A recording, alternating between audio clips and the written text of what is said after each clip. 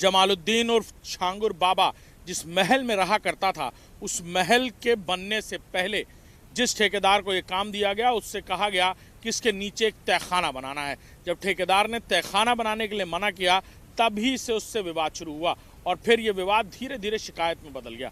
साथ ही साथ हम उसी महल के ठीक बाहर मौजूद हैं जहां ध्वस्तीकरण किया गया था और अभी भी एक इमारत पूरी तरह साबुत वैसे के वैसे ही खड़ी है जहां छांगुर बाबा रहा करता था।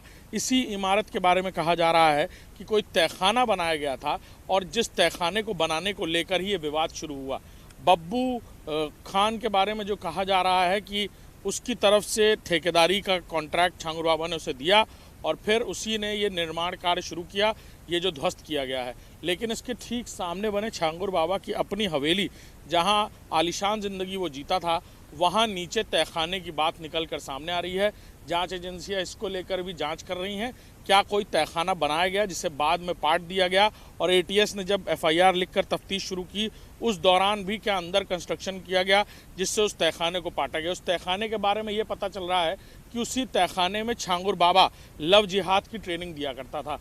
बाकायदा मुस्लिम नौजवानों को इस बात की ट्रेनिंग दी जाती थी कि वो अगर दूसरे धर्म में शादी करते हैं तो छांगुर बाबा उन्हें मालामाल कर देगा।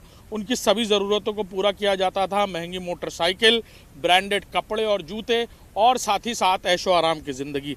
ये वो नौजवान थे जो दर-बदर भटक रहे थे, रोज़गार और गरीबी और गुर्बत की ज़िंदगी जी रहे थे।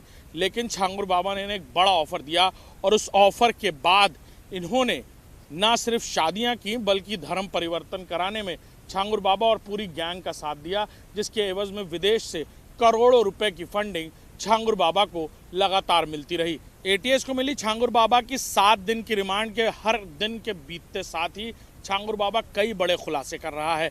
इन कटीरी तारों के पीछे छुपे छांगुर बाबा की इस तिलिस्मी हवेली के कई राज खोल रहा है और ये जानकारियां एक्सक्लूसिव इंडिया न्यूज़ अपने दर्शकों को दे रहा है कि एटीएस की पूछताछ में छांगुर बाबा ने अपने विदेशी नेटवर्क के बारे में भी कई राज उगले हैं।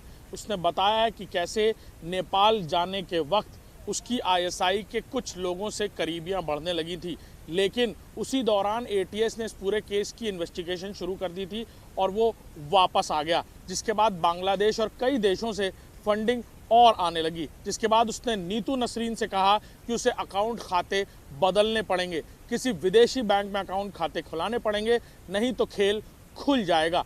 और जिसके बाद एटीएस ने जब छांगुर बाबा को गिरफ्तार किया तो ये वही अकाउंट हैं जिनको लेकर अब इन्फोर्समेंट डायरेक्टरेट विदेश मंत्रालय की भी मदद लेने जा रहा है। सूत्रों के मुताबिक ये जानकारी मिल रही है कि इन इंटरनेशनल विदेशी खातों की जाँच अब विदेश मंत्रालय करने वाला है, जिसके बाद कई सारे इंटरनेशनल कनेक्शंस और भी निकलकर सामने आ सकते हैं।